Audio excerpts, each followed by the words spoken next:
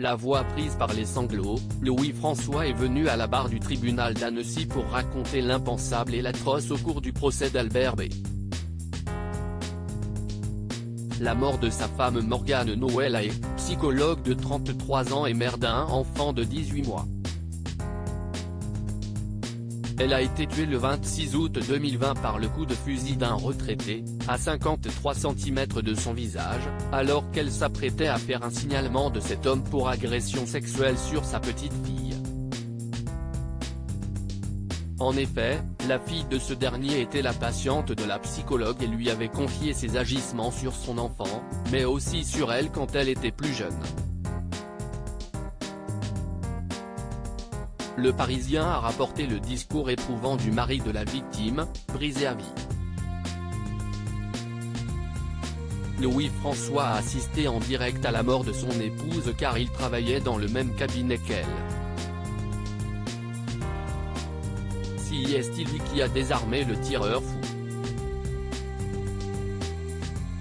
Ils s'étaient tous les deux rencontrés dans l'école des psychologues. Pour moi, c'était la plus belle femme du monde. Même avec le visage arraché et à l'agonie. Elle avait un regard très profond. On s'était connus à l'école des psychologues. Quand elle a été tuée, on vivait dans une petite maison que l'on avait retapée ensemble. On allait souvent au théâtre, raconte Louis-François de sa femme, la psychologue Morgane Noëllaé avec qui il vivait à Annecy. Malgré la violence des faits, il arrive à s'adresser à l'assassin, « Vous avez tué ma femme. La mère de mon enfant. Ma meilleure amie. Ma collègue. Mon âme sœur. Elle est irremplaçable. Comment survivre à un tel drame ?» L'époux inconsolable se confie de façon très précise, si y est une douleur physique, psychique. On a mal dans chaque putain de centimètre de sa peau. Des crises de douleur intenses, insupportables.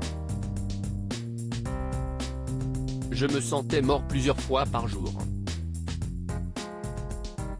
Je ne supportais plus de voir les autres avec des visages vivants alors que Morgane, elle, est partie avec un visage meurtri. Si rien ne peut réparer un tel drame, il a dû continuer à avancer pour leur fils Stanislas, dont le vécu va longtemps hanter celles et ceux qui ont assisté à l'audience. J'ai vu mon fils chercher sa mère. Si est horrible de voir son enfant souffrir comme ça. Lorsque je lui fais un cadeau, il demande, est-ce que si est de la part de maman? Il a besoin de la faire vivre. Ce 23 juin 2022, la cour d'assises de Haute-Savoie a condamné Albert B.